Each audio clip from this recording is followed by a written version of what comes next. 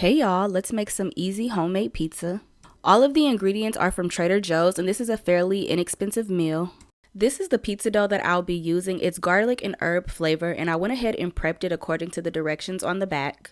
I'm going to be using a cast iron skillet to bake my pizza and I went ahead and coated it with some olive oil. Now I'm going to take my dough and do my best to evenly spread it across the pan and along the sides of the pan. Next, I'm using some tomato basil marinara sauce and I'm going to spread that over the dough. Now I'm adding a little bit of shredded cheese. This is like a cheddar blend. And then I'm going to do a layer of pepperonis. I'm also going to add some fresh slices of mozzarella cheese and then I went in with another layer of pepperonis. I'm now going to crisp up some pancetta in a skillet and then I drained it and then sprinkled those crispy pieces over the pizza. I'm sprinkling some chopped olives and then I'm going to top it off with my leftover mozzarella and I also added a little Parmesan cheese. Now I'm folding over the edges of the dough so we can get a nice little crust and then I sprinkled some Italian seasoning. Now I'm going to bake this in the oven on 425 for about 10 to 15 minutes. Then I remove the pizza from the oven and now I'm going in with some olive oil, garlic, and some garlic herb seasoning and I'm going to brush that over the crust